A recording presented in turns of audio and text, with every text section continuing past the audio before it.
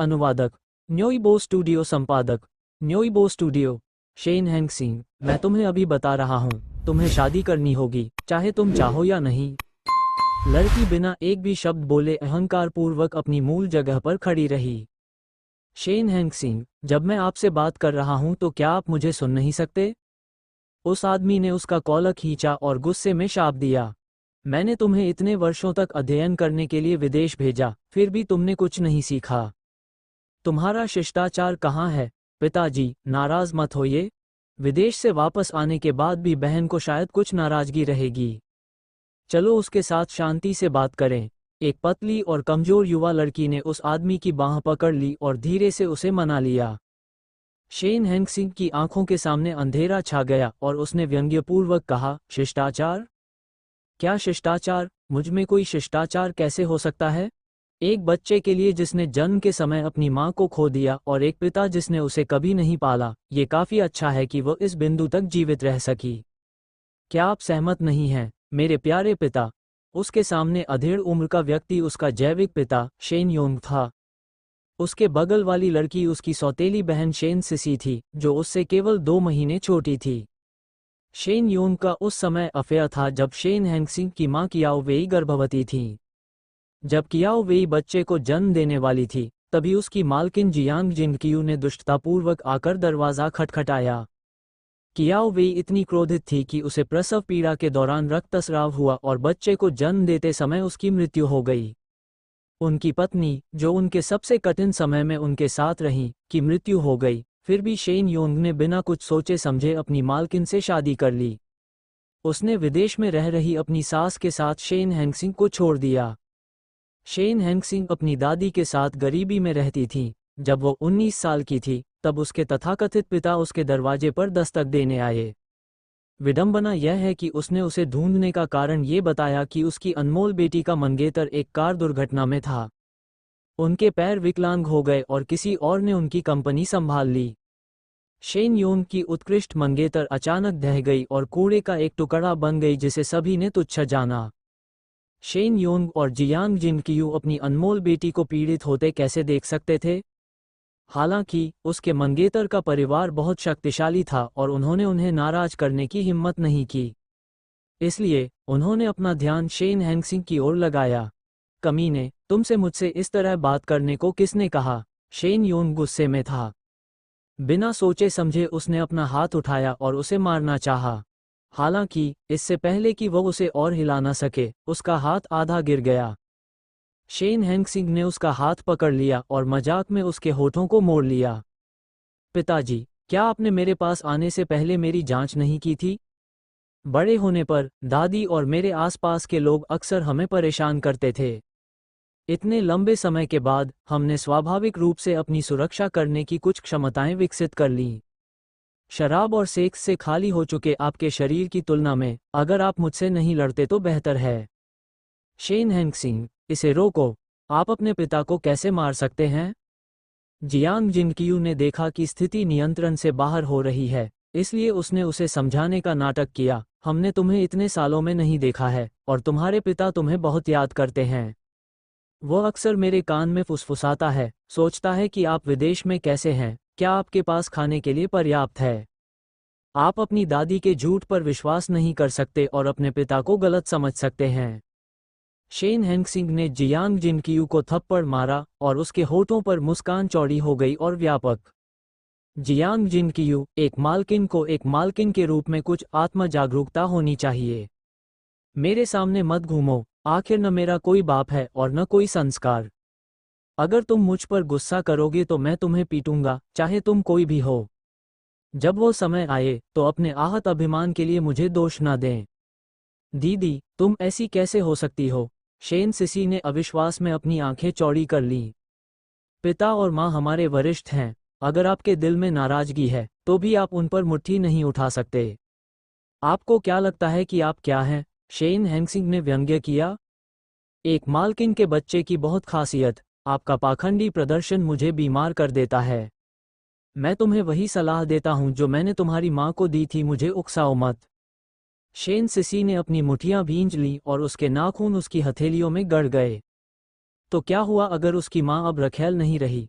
एक बार रखेल होने के दाग से वह कभी भी छुटकारा नहीं पा सकी और परिणामस्वरूप उसकी बेटी होने के नाते उसे दूसरों द्वारा भी नीची दृष्टि से देखा जाने लगा।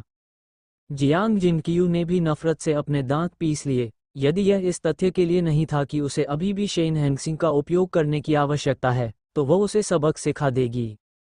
शेन योंग को ये पसंद नहीं आया कि जिस तरह से शेन हैंगसिंग ने अपने नुकीले दांत दिखाए और अपने पंजे उसकी ओर लहराए, इसलिए उसने उसे डांटते हुए कहा, अपनी अश्लील उपस्थिति देखो। तुम बिल्कुल भी मेरी बेटी जैसी नहीं लगती। उसने शेन हैंगसिंग की ओर घूर कर देखा। परंतु चाहे कुछ भी हो, मैं अब भी तुम्हारा पिता हूँ।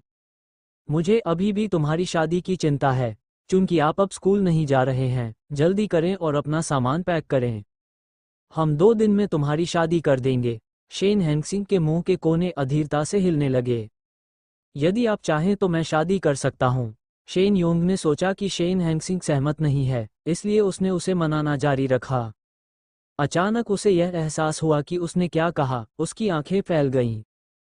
क्या कहा आपने? मुझे एक विराम दें। यदि जी परिवार वास्तव में उतना अच्छा है जितना आप कहते हैं, तो किसी भी तरह से आप मुझे यह अवसर नहीं देते।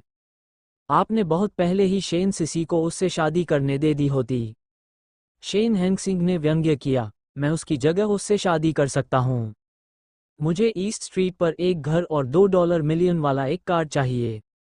इससे कुछ भी कम, कोई डील नहीं। तुम कृतघ्न लड़के, क्या तुमने मुझसे बातचीत करने का साहस किया? शेन योंग उसे फिर से डांटना चाहता था, लेकिन जियांग जिनकियू ने उसे रोक दिया।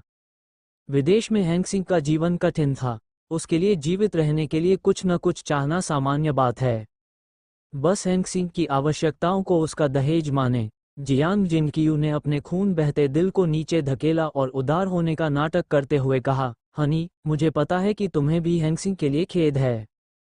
उस पर गुस्सा मत करो। अगर वह ये चाहती है, तो आइए इसे उसे दे दें। अनुवादक, न्योइबो स्टूडियो संपादक, न्योइबो स्टूडियो। जियांग जिनकियू अपने दिमाग में गणना कर रही थी। ईस्ट स्ट्रीट पर स्थित घर की कीमत अधिक नहीं थी। कुछ सीमित संस्करण बैगों की कीमत लगभग $2 मिलियन थी। शेन सिसी के मुद्दे को सुलझाने और शेन परिवार की प्रतिष्ठा की रक्षा के लिए इतनी छोटी राशि खर्च करना निश्चित रूप से एक फायदे का सौदा था। शेन योंग ने भी इसके बारे में सोचा, लेकिन उसका चेहरा अभी भी उदास था। बेटे, मैं तुम्हारा पिता हूँ। मैं आपके साथ दुर्व्यवहार नहीं करने जा रहा हूँ। शेन हैंगसिंग को उसकी बातें इतनी मज़ेदार लगी कि वह जोर से हंस पड़ी। तुमने मेरे साथ दुर्व्यवहार नहीं किया। क्या पिछले 19 साल पर्याप्त साबित नहीं हुए? जब आप मेरा अनुरोध पूरा कर देंगे तो मैं शादी कर लूँगा। देर हो रही है, जल्दी करो और चले जाओ। मैं नहीं चाहता कि दादी तुम्हें देखें और नाराज़ हों। शेन हैंगसिंग इस पूरे समय शेन योंग का मजाक उड़ा रहा था, इसलिए वह मदद नहीं कर सका, लेकिन बदले में उसे डांटना चाहता था। लेकिन जियांग जिनकियू ने उसे फिर से रोक दिया। उसने पहले ही अपना लक्ष्य हासिल कर लिया था, इसलिए वह इस जर्जर अपार्टमेंट में नहीं रहना चाहती थी। उसने और शेन सिसी ने शेन योंग को अपने साथ जाने के लिए मना लिया। जियो जिन, शेन हैंगसिंग का उपनाम, मुझे लगता है कि मैंने अभी अभी तुम्हारे पिता को देखा है। दरवाजे के बाहर से एक बूढ़ी आवाज आई। दरवाजे को धकेले जाने की आवाज सुनकर सफेद बालों वाली एक बूढ़ी औरत अंदर दाखिल हुई। शेन हैंगसिंग तेजी से दरवाजे के पास उसके जूते बदलने में मदद करने के लिए आगे बढ़ी। दादी, आप इतनी जल्दी वापस क्यों आ गई? क्या आप अधिक समय बाहर नहीं बिताना चाहते थे?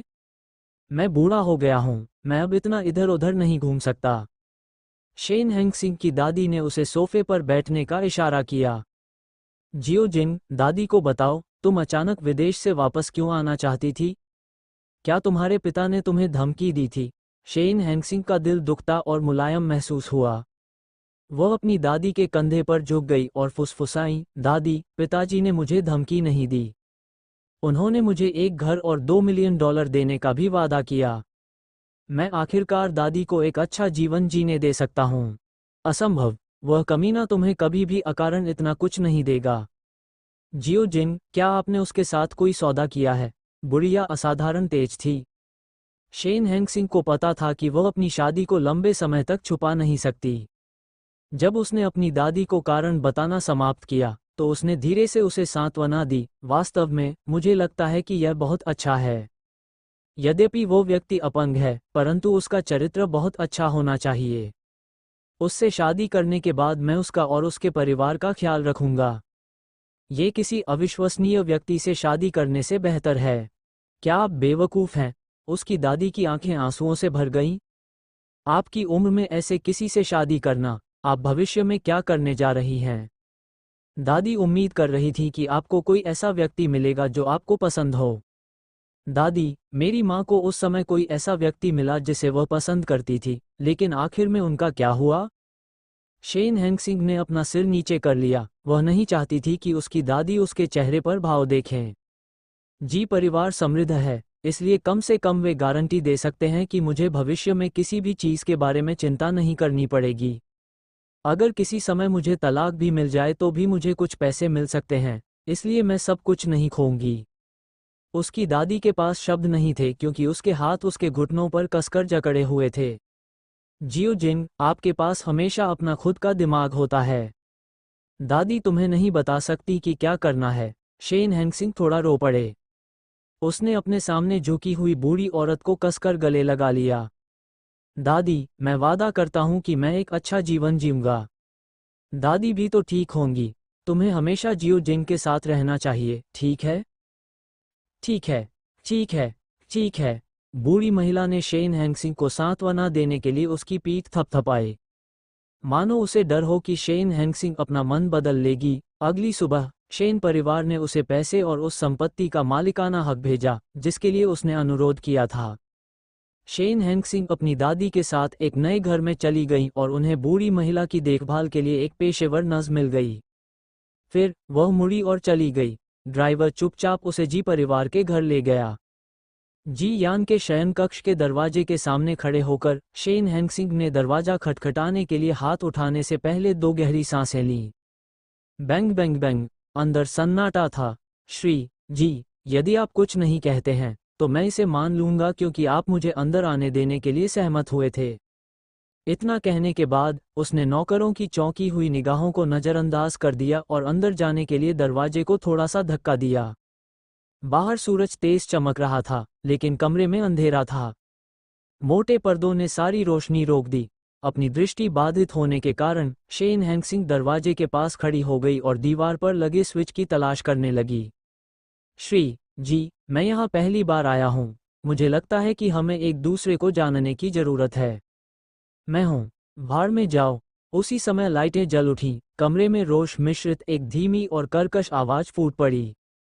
कमरे की गहराई में एक पतला आदमी व्हीलचेयर पर बैठा था। उसके पैरों को कंबल से ढक दिया गया। उसकी काली काली आंखें जानलेवा इरादे और शीतलता से भरी थीं, जिससे लोग कांपने लगे। शेन हैंगसिंग ने उसे नज़रअंदाज कर दिया और सामान्य अभिव्यक्ति के साथ उसे आकार दिया। उस आदमी के गाल धंसे हुए थे, जिससे उसका चेहरा और अधिक स्पष्ट हो गया था। उसकी भौहें ठंडी और सख्त थीं, और उसकी पलकें लंबी और संकीर्ण थीं। उसके कसकर भींचे हुए पतले होठों में कुछ ठंडापन झलक रहा था और उसके बिखरे बालों में एक विलक्षण सुंदरता थी। इसमें कोई आश्चर्य नहीं कि वह अनगिनत युवा लड़कियों का स्वप्न प्रेमी था। श्री जी, अगर कुछ भी गलत नहीं हुआ तो हम एक साथ एक परिवार बन जाएंगे। तुम्हें मुझे जानना होगा। शेन हैंगसिंग ने अपनी आंखें सिकोड़ लीं और खिड़की के पास जाकर पर्दे खोल दिए जिससे सूरज अंदर आ सके। वह सूरज के नीचे खड़ी हो गई और अपना हाथ जी यान की ओर बढ़ाया। नमस्कार, मैं आपकी नई पत्नी शेन हैंगसिंग हूँ। जी यान की आंखें रुके हुए पानी के तालाब की तरह थीं और उसकी आवाज़ सपाट थी। मेरी कोई पत्नी नहीं है। अनुवादक न्योइबो स्टूडियो संपादक न्योइबो स्टूडियो। जी परिवार को धन्यवाद, हम आपकी या मेरी उपस्थिति के बिना अपना विवाह प्रमाण पत्र प्राप्त करने में सक्षम हुए। शेन हैंगसिंग आगे झुक गईं। उनकी पीठ सीधी थी और उनका फिगर सुंदर था, और उन्होंने कहा, तो कानूनी दृष्टिकोण से हम शादीशुदा हैं। जी यान की आंखें गुस्से से चमक उठीं। हालांकि वह जल्दी ही शांत हो गया, फिर भी शेन हैंगसिंग ने उसके क्षणिक गुस्से को पकड़ लिया और अपने कंधे उचकाए। उसने जारी रखा, मुझे पता है कि यह क्रोधित करने वाला है, लेकिन सब कुछ कहा और किया जाता है। हमें अपने जीवन पर एक साथ चर्चा करने की जरूरत है ना? जी यान चुप था और शेन हैंगसिंग धैर्यपूर्वक इंतजार कर रहा था। एक क्षण बाद जी यान ने अपने बगल की दराज से एक शुद्ध काला कार्ड निकाला और शेन हैंगसिंग को दे दिया। उसकी उंगलियां लंबी और पतली थीं और उसके जोड़ अलग अलग थे। क्योंकि वो लंबे समय से सूरज की रोशनी में बाहर नहीं निकला था, उसकी त्वचा पीली और रंगहीन थी, जो शुद्ध काले कार्ड के साथ एक मजबूत विरोधाभास बना रही थी। कॉन्ट्रैक्ट इतना खूबसूरत था कि चकाचौंध हो गया। जब शेन हैंगसिंग ने असमंजस में कार्ड लिया तो वह अचंभित थी। ये है मेरा सेकेंडरी कार्ड। जी यान ने अपनी आंखें नीची कर लीं। कोई फर्क नहीं पड़ता कि आप क्यों आए, ये पैसा आपके उपयोग के लिए पर्याप्त होना चाहिए। शेन हैंगसिंग मुस्कुराने से खुद को नहीं रोक सकी। आने से पहले उसने सुना कि घायल होने के बाद जी यान चिड़चिड़ा हो गया था और उसका स्वभाव उदास और अप्रत्याशित था। लेकिन अब ऐसा लग रहा है कि अफवाहें सच नहीं थीं। ये शादी उसकी उम्मीद से कहीं बेहतर थी। यह इतना अच्छा था कि वह उसकी निचली रेखा का परीक्षण करना चाहती थी। उसकी पतली उंगलियों ने काले कार्ड को पकड़ रखा था और उसने चिढ़ाने के लिए अपनी आवाज़ थोड़ी ऊंची की, मैं जितना चाहूं उतना खर्च कर सकती हूं। जी यान ने कुछ नहीं कहा और शेन हैंगसिंग ने उसकी चुप्पी को उससे सहमत माना। उसके चेहरे पर मुस्कान और चौड़ी हो गई। ऐसा ही होता है कि मुझे हाल ही में निवेश करने में दिलचस्पी है। मैं आपका फ़ायदा नहीं उठाऊंगा। मुझे कुछ पैसे उधार दो और अगर मुझे मुनाफा हुआ तो मैं इसे तुम्हारे साथ 50-50 में बांट दूंगा। ये कैसा रहेगा? उसने शेन यूंग से मिले पैसे का एक हिस्सा पहले ही खर्च कर दिया था। उसने आराम से जीवन यापन करने की योजना नहीं बनाई क्योंकि वह जानती थी कि भविष्य में कई जगहें होंगी जहां उसे पैसे की आवश्यकता होगी। उसे और अधिक पैसे कमाने का तरीका सोचना था।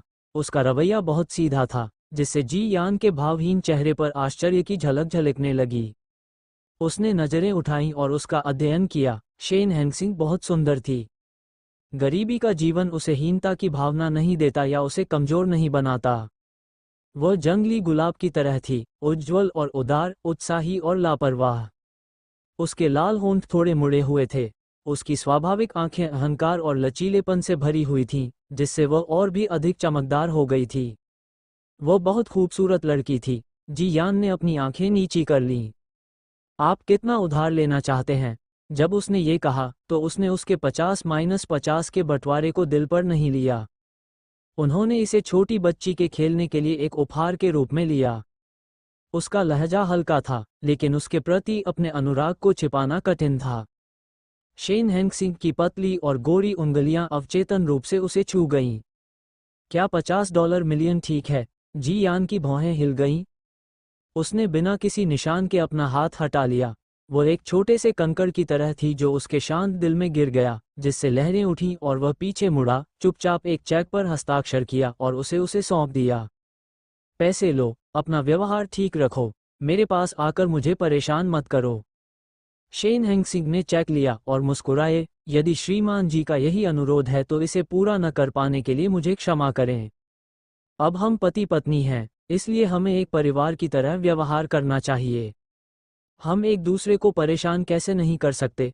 इसके अलावा ये पैसा बर्बाद नहीं जाएगा। अपने निवेश के साथ मैं कुछ भी बर्बाद नहीं करूंगा। तभी एक नौकर ने सावधानी से दरवाज़ा खटखटाया। ये देखकर कि जी यान का जवाब देने का कोई इरादा नहीं है, शेन हैंगसिंग ने आवाज़ उठाई और कहा, अंदर आओ। नौकर ने धक्का देकर दरवाज़ा खोला और देखा कि नई मैडम चेहरे पर एक उज्ज्वल मुस्कान के साथ खिड़की के सामने झुक रही थी।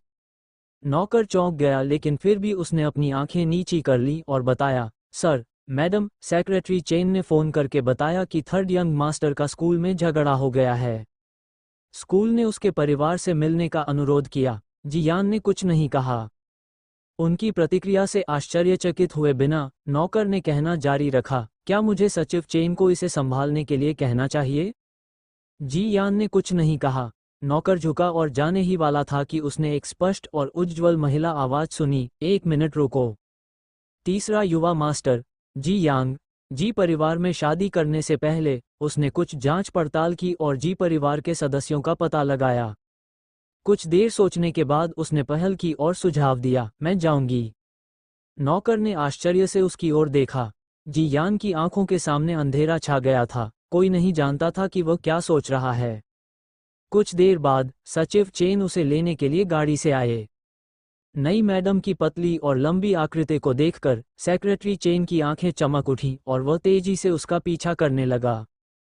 प्रिंसिपल के कार्यालय में जी यांग के मुंह के कोने पर चोट लगी थी। उसके कपड़े गंदे थे और उसके शरीर पर काले और लाल धब्बे थे। यह नहीं पता था कि यह खून था या कीचड़। वह किनारे पर बैठा बेचैन हो रहा था और अपने सुनहरे बालों को रगड़ रहा था।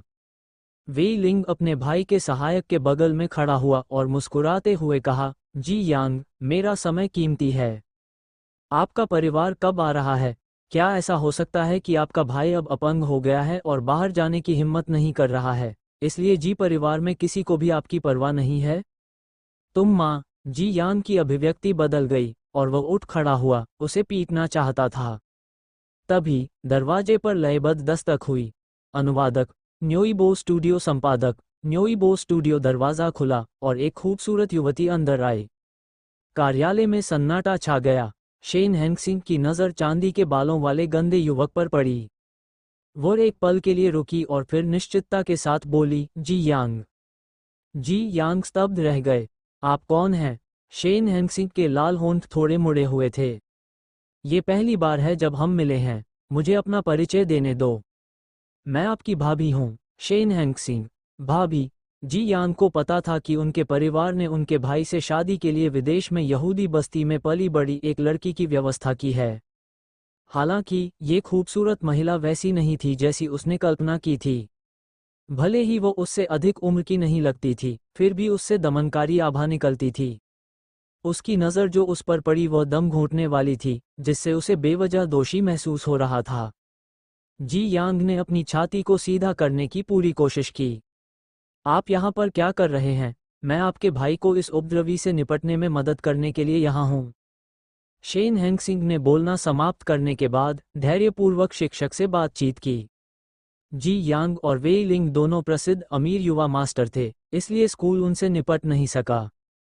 ये देखते हुए कि यहाँ दोनों पक्षों के प्रतिनिधि थे, स्कूल ने दोनों पक्षों को एक दूसरे से निपटने के लिए छोड़ने से पहले कुछ शब्द कहे। वेई लिंग की ओर से उनके परिवार ने एक सहायक भेजा। शेन हैंगसिंग की वर्तमान भूमिका के साथ उसके लिए उसके साथ बहस करना उचित नहीं था, इसलिए वह जी यांग की ओर मुड़ी और शांति से पूछा, आप क्यों लड़ रहे थे? जी यांग अभी भी गुस्से में थे कि शेन हैंगसिंग ने कहा कि वह एक उपद्रवी थे। उन्होंने अप्रसन्नता से उत्तर दिया, इससे आपका क्या लेना देना है? ऐसा मत सोचो कि सिर्फ इसलिए कि तुमने मेरे बड़े भाई से शादी की है कि तुम मुझे नियंत्रित कर सकते हो। अवज्ञाकारी बच्चे मार के पात्र थे। शेन हैंगसिंग, जिन्होंने अपने पड़ोस में स्थानीय गुंडों और गुंडों को जीतने के लिए अपनी मुट्ठियों का इस्तेमाल किया था, को इस प्रकार की स्थिति का अनुभव था। उसने लापरवाही से शिक्षक की मेज पर रखा शिक्षण चाबुक उठाया और उसे जमीन पर पटक दिया, जिससे जोर की आवाज आए। उसने देखा कि जमीन से धूल उठ रही थी और उपस्थित सभी लोग अवचेतन रूप से कांप रहे थे। शेन हैंगसिंग की आवाज शांत थी। मैंने पूछा, तुम क्यों लड़ रहे थे? जी यांग ने अपनी आंखें चौड़ी की। यह महिला क्या करने की कोशिश कर रही थी? क्या वह उसे धमकी दे रही थी? वह शेन हैंगसिंग के खिलाफ आमने सामने लड़ना चाहता था, लेकिन जब वह शेन हैंगसिंग की शांत निगाहों से मिला तो उसे अचानक निराशा महसूस हुई। उसने अपनी आंखें दूसरी ओर घुमाईं और थोड़ा व्यथित महसूस किया। वेई लिंग का मुंह गंदा है। वह उससे नहीं डरता था। आखिरकार शेन हैंगसिंग उसकी भाभी थी। अगर वह यहाँ हंगामा करती तो इससे उन्हें ही शर्मिंदगी होती। जी यांग, क्या आप गंभीर हैं? अपने माता पिता से बात करने के लिए आपकी उम्र कितनी है? वेई लिंग इतना क्रोधित था कि उसने अपने पैर पटक दिए। जी यांग की नाक पर इशारा किया और गुस्से से डांटा, तुम्हारा भाई अपंग है, फिर भी वह शादी करना चाहता है, एक छोटी लड़की का भविष्य बर्बाद कर रहा है। जहां तक आपकी बात है, क्या वास्तव में आप में एक छोटी लड़की को छेड़ने की शालीनता है? तुम आदमी नहीं हो। जैसे ही उसने बोलना समाप्त किया, शिक्षण चाबुक उसकी अनुवादक न्योइबो स्टूडियो संपादक न्योइबो स्टूडियो जी यांग ने अपने होंठ भींचे और अपनी लाल हथेली की ओर देखा। वह कहना चाहता था कि उसके मृत पिता ने भी उसे पहले कभी इस तरह नहीं मारा था। आपको क्या लगता है कि आप क्या हैं? हालांकि जब उसने अपना मुंह खोला तो उसके शब्द थे, तुम मुझे मारना जारी नहीं रखोगे? अपनी बात खत्म करने के बाद जी यांग लगभग उसकी जीभ काट लेना चाहते थे। वह क्या कह रहा था? ऐसा लग रहा था मानो वो इस बात से निराश था कि शेन हैंगसिंग ने उसे मारना जारी नहीं रखा। शेन हैंगसिंग ने फीकी मुस्कान के साथ उसकी ओर देखा। अब और नहीं। मुझे अपने परिवार के प्रति इतना निर्दयी होने की कोई ज़रूरत नहीं है। वेई लिंग को हराना जी यांग के लिए खड़ा होना था। जी यांग को पीटना उसे सबक सिखाना था ताकि वह भविष्य में ऐसी गलती न करे। इसे ज्यादा करने की कोई ज़रूरत नहीं है। जी यांग ने अपना मुंह खोला लेकिन उसका दिल खट्टा और कड़वा था। किसी कारण से वह रोना चाहता था। लानत है, क्या शेन हैंगसिंग ने उसे तोड़ दिया? महोदया, नौकर तो पहले से ही स्तब्ध थे। जब से शेन हैंगसिंग ने घर में प्रवेश किया, वह उनकी संज्ञानात्मक सीमाओं को चुनौती दे रही थी। जी यांग की हथेली पर कुछ थप्पड़ पड़ने में क्या अजीब बात थी? शेन हैंगसिंग ने यंग मास्टर वेई को तब तक पीटा जब तक वह रोने नहीं लगे। मास्टर ने किसी को कुछ नए कपड़े देने के लिए भेजा। कृपया आगे बढ़ें और देखें। साथ ही किचन में तुरंत खाना तैयार हो जाएगा। क्या आपके पास आहार संबंधी कोई प्रतिबंध है? मैं नखरेबाज नहीं हूँ। रात का खाना वैसे ही तैयार करें जैसे उन्होंने पहले बनाया था। श्रीमान जी को जो खाना पसंद है उसे और तैयार करें, शेन हैंगसिंग ने शांति से उत्तर दिया। इसके अलावा पारिवारिक डॉक्टर को बुलाएं और जी यांग के घावों का इलाज करें। हाँ, नौकर ने उत्तर दिया। शेन हैंगसिंग जी यांग को जिम में अकेला छोड़कर नए कपड़े और जूते देखने चले गए। इस घर में केवल एक और व्यक्ति था, तो अचानक इतनी गर्मी क्यों महसूस हुई? ऊपर सचिव चेन जी यान को स्थिति बता रहे थे। मैडम द्वारा थर्ड यंग मास्टर और यंग मास्टर वेई को वापस लाने के बाद उन्होंने यंग मास्टर वेई और फिर थर्ड यंग मास्टर की पिटाई की।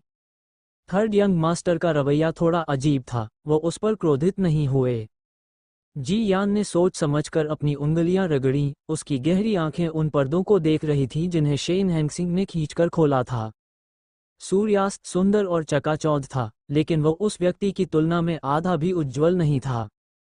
जैसे जैसे समय बीतता गया, वह फीकी खुशबू जो विशिष्ट रूप से उसकी थी, धीरे धीरे कमरे से गायब हो गई और अंधेरा फिर से छा गया। जी यान ने अपनी आंखें बंद कर लीं क्योंकि उसके होंठ पीले पड़ गए थे। सचिव चेन की अभिव्यक्ति में भारी बदलाव आया और उन्होंने दर्द निवारक दवाओं की तलाश के लिए जल्दी से दराज खोली। सर, क्या आपका पैर फिर से दर्द कर रहा है? जी यान ने बगल से पानी का एक गिलास उठाया और उसे जमीन पर पटक दिया और दहाड़ते हुए कहा, बाहर निकलो। कमरे में सन्नाटा लौट आया। दुनिया में बचे एकमात्र व्यक्ति होने की खामोशी उसके पैर के दर्द से भी अधिक कष्टदायक थी।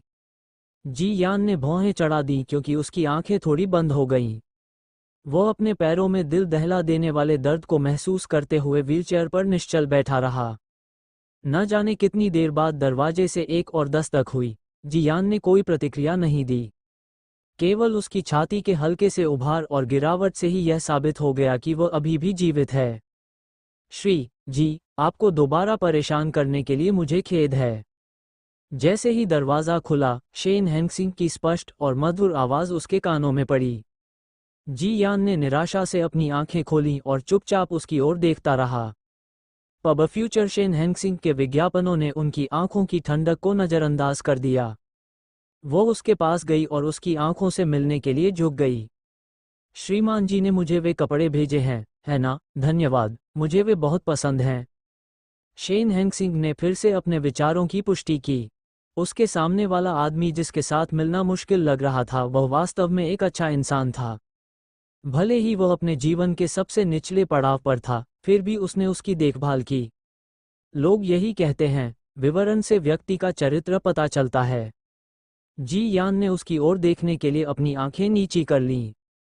शेन हैंगसिंग के लंबे काले बाल समुद्री शैवाल की तरह उसकी पीठ के पीछे फैले हुए थे। उसके बालों के सिरे चंचलतापूर्वक मुड़े हुए थे। उसके बालों का दाहिना हिस्सा लापरवाही से उसके कान के पीछे बंधा हुआ था, जिससे उसका परफेक्ट साइड प्रोफाइल और गोरे कान दिख रहे थे। वो उसके सामने आधी घुटनों के बल बैठ गई और जैसे जैसे वह आगे बढ़ी, उसके शरीर की आकृतियां उसे रात के मंत्रमुग्ध कर देने वाले सायरन की तरह प्रतीत होने लगीं। जी यान ने दूसरी ओर देखा और उसकी आवाज़ बेवजह कर्कश थी। आपका स्वागत है। आखिरकार वह उसकी पत्नी थी। मैंने नौकरों से वही व्यंजन बनाने को कहा जो तुम्हें पसंद हो। शेन हैंगसिंग चमकते हुए मुस्कुराए। मैं तुम्हें खाने के लिए नीचे लाऊंगा। वह खड़ी हो गई लेकिन उसने उसे रोक दिया। उसकी हथेली ठंडी थी। चिंता मत करो, मुझे भूख नहीं है। शेन हेंगसिंग एक पल के लिए रुकी और फिर दृढ़ता से अपना सिर हिलाया। नहीं, लोगों को समय पर भोजन करना होगा, ये यहाँ मेरा पहला भोजन है। श्री जी को मेरे बारे में कुछ बातें पता होनी चाहिए। जब मैं पैदा हुआ तो मैंने अपनी माँ को खो दिया। जब मैं छोटा था, मेरे पिता ने मुझे छोड़ दिया और मुझे मेरी दादी के साथ रहने के लिए विदेश भेज दिया। इसलिए मैं दूसरों की तुलना में परिवार को अधिक महत्व देता हूँ। चूंकि मेरी शादी जी परिवार में हुई है, हम एक परिवार हैं। एक परिवार के रूप में एक साथ रात्रिभोज करना एक ऐसी चीज थी जिसकी मुझे हमेशा उम्मीद थी, लेकिन ऐसा नहीं हो सका। मुझे आशा है श्रीमान जी आज मुझे मेरी इच्छा पूरी करने देंगे, ठीक है? नौकरों की हैरान और अविश्वास भरी निगाहों के तहत शेन हेंगसिंग ने जी यांग को लिफ्ट से बाहर धकेल दिया। जी यांग, जो खाने की मेज पर अचंभित होकर बैठे थे, अचानक उछल पड़े और हकलाते हुए बोले, बी भाई। जी यांग ने उसे उदासीनता से देखा और कोई जवाब नहीं दिया। नौकर वापस अपने होश में आए और जी यान को अपनी सीट पर बैठने में मदद करने के लिए जल्दी से कुर्सियां खींच लीं।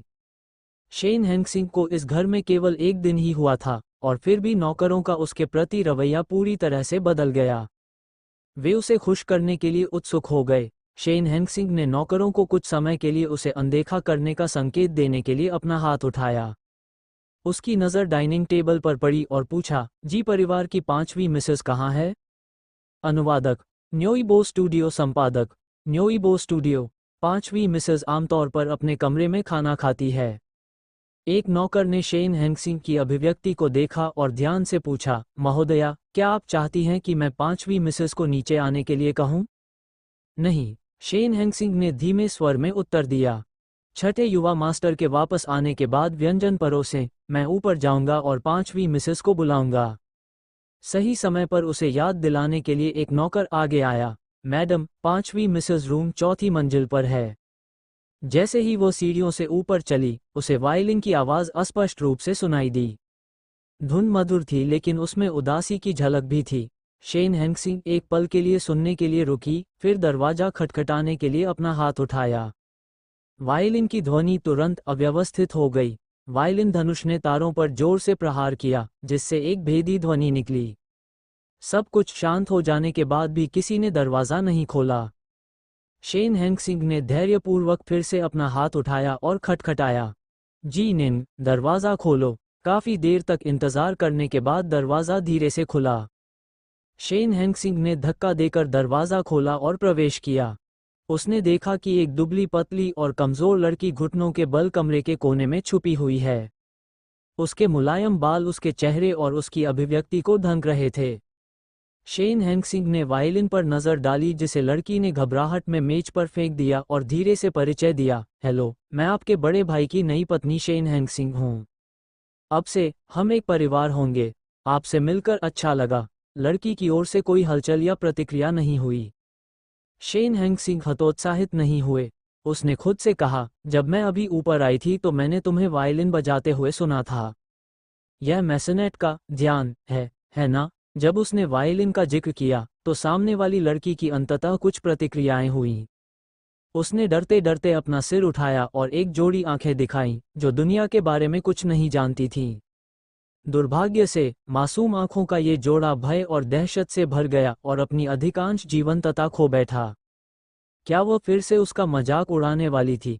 उन लोगों की तरह उन्होंने मंच पर प्रदर्शन करने का साहस न करने के लिए उसका मजाक उड़ाया और उन्होंने वायलिन को बर्बाद करने के लिए उसे डांटा। इससे कोई फर्क नहीं पड़ा, वह पहले से ही इसकी आदी थी। वे अपमान और श्राप। जी निंग ने सूंघ लिया और अपना सिर नीचे करके अपने कछुए के खोल में छिपना चाहा। हालांकि उसने अपने सामने एक खूबसूरत युवा लड़की को बहुत धीरे से पूछते हुए सुना, क्या मैं आपका वायलिन उधार ले सकता हूँ? जी निंग ने आश्चर्य से सिर हिलाया।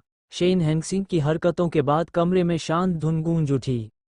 जब शेन हेंगसिंग ने इसे बजाया तो वही धुन अधिक जीवंत लग रही थी, एक कोमल कली की तरह जो रसातल की बेड़ियों को तोड़कर खिलकर साफ नीले आकाश की ओर बढ़ने को आतुर है। इसने सांस ली और स्वतंत्र रूप से उछला। जी निंग स्तब्ध रह गए। आप बहुत अच्छा खेलते हैं। शेन हेंगसिंग ने धनुष नीचे रखा और मुस्कुराया। तुम भी बहुत अच्छा खेलते हो। मुझे आशा है कि अगली बार मैं तुम्हें फिर से खेलते हुए सुन सकूंगा। जी निंग खुद को लाल होने से नहीं रोक सकी। उसकी गोल आंखें इधर उधर घूम रही थीं। उसे समझ नहीं आ रहा था कि क्या करे। मैं वायलिन के बारे में ज्यादा नहीं जानता। पब फ्यूचर द्वारा विज्ञापन। शेन हैंगसिंग उसकी ओर देखने के लिए नीचे झुकी। लेकिन मैं जानता हूं कि तुम बहुत प्रतिभाशाली हो। यदि आप चाहें तो मैं हमेशा आपका श्रोता रहूंगा। विदेश में जीवन बहुत कठिन था। पैसे कमाने और अपनी दादी को बेहतर जीवन देने के लिए शेन हैंगसिंग ने कई कौशल सीखे। वायलिन उनमें से एक था। जी निंग ने उसे घूर कर देखा। शेन हैंगसिंग की आंखें बहुत सुंदर थीं। उसकी आंखें थोड़ी ऊपर की ओर झुकी हुई थीं, जिससे जब वो मुस्कुरा नहीं रही थी तो वह बहुत आक्रामक लग रही थी। लेकिन इस समय उसकी स्पष्ट और ठंडी आंखें ईमानदारी से भरी हुई थीं। जी निंग सोच में खो गई जब उसने उसकी ओर देखा। किसी कारण से शेन हैंगसिंग की नज़र का सामना करते समय जी निंग उसे अस्वीकार करने के लिए कुछ भी नहीं कह सकी। उसने शेन हैंगसिंग के सुझाव से सहमति जताते हुए बिना सोचे समझे सिर हिलाया। ये बहुत अच्छा है। शेन हैंगसिंग की आंखें घूम गईं क्योंकि उसने अपनी खुशी बिल्कुल भी नहीं छिपाई। भविष्य में आपको खेलते हुए सुनना मेरे लिए सम्मान की बात है। जश्न मनाने के लिए क्या मैं आपको रात्रि भोज पर आमंत्रित कर सकता हूँ? कुछ देर रुकने के बाद उसने कहा, पूरा परिवार वहाँ है। परिवार? इस अपरिचित शब्द के कारण जी निंग की आंखें लाल हो गईं। शेन हैंगसिंग घबरा गया था। क्या गलत? क्या तुम ठीक महसूस नहीं कर रहे हो? क्रिस्टल स्पष्ट आंसू उसके गालों पर ऐसे बह रहे थे जैसे वे आज़ाद हों। जैसे ही जी निंग ने उन्हें पोंछा, उसने अपनी पतली हथेली शेन हैंगसिंग की गर्म हथेली में डाल दी। ये ठीक है। उसे गर्मी महसूस हुए काफ़ी समय हो गया था। वो थोड़ी देर में ठीक हो जाएगी। जब शेन हैंगसिंग ने जी निंग का हाथ पकड़ा और उसे नीचे ले गए, तो जी यांग और यहाँ तक कि जीमो, जो अभी अभी स्कूल से घर लौटे थे, अपना आश्चर्य दिखाने से खुद को नहीं रोक सके। बूढ़े मिस्टर जी एक महिलावादी थे और उनके कई अलग अलग महिलाओं से बच्चे थे। जी निंग की मां इस विचार को बर्दाश्त नहीं कर सकती थी कि जिस आदमी से वह प्यार करती थी वह सिर्फ उसके साथ बेवकूफ़ बना रहा था। जी निंग को जन्म देने के बाद वह पागल हो गई। नतीजतन जब जी निंग छोटी थी तो उसका पालन पोषण एक दयनीय माहौल में हुआ। चीजें उसके लिए तभी बेहतर हुईं जब कुछ साल पहले जी परिवार ने उसे अपने साथ ले लिया। शायद ऐसा इसलिए था क्योंकि उसके बचपन का आघात बहुत गंभीर था। वह हमेशा अपने कमरे में अकेली रहकर वायलिन बजाती रहती थी। वो दूसरों से कम ही बातचीत करती थी और दूसरों के सामने नहीं आती थी। जी यांग अभी भी शेन हैंगसिंग के अनुशासन तरीकों से भयभीत थे। वो जी निंग को सहानुभूति से देखने के अलावा कुछ नहीं कर सका। शेन हैंगसिंग, ये हिंसक महिला, जी निंग के साथ भी वैसा ही व्यवहार करेगी, है ना? उसकी बहन बहुत पतली थी। कितना दर्दनाक होगा जब शेन हैंगसिंग ने उसे पीटा। शेन हैंगसिंग को नहीं पता था कि वे क्या सोच रहे थे। वो जीमो, जो अभी अभी स्कूल से लौटी थी, का अभिवादन करते हुए जी निंग को उसकी सीट तक ले गई। आप वापस आ गए हैं। रात के खाने के लिए अपने हाथ धो लो।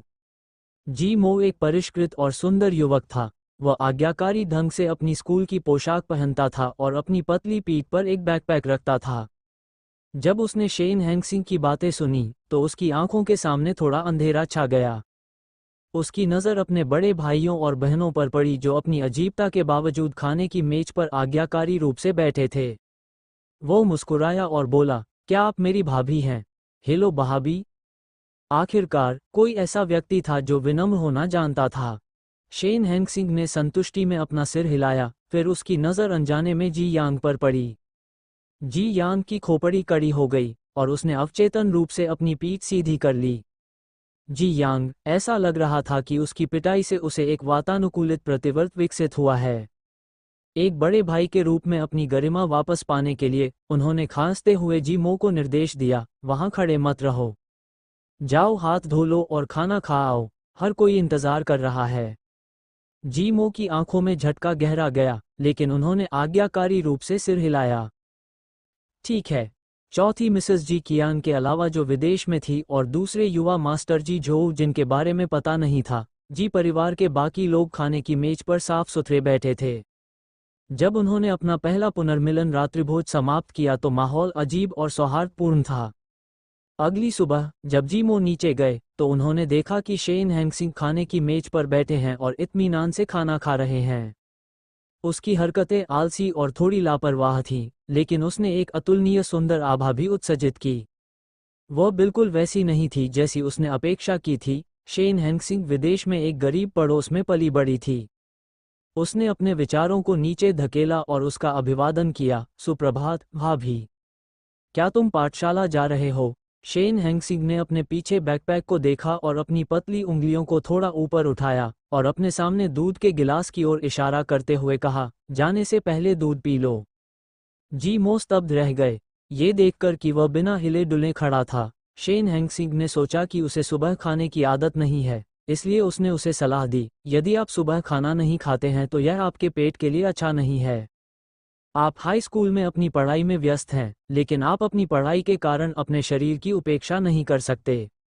अगर तुम्हें दूध पसंद नहीं है, तो मैं कल रसोई से इसे सोया दूध या कुछ और जो तुम खाना चाहो, मैं बदल दूंगी।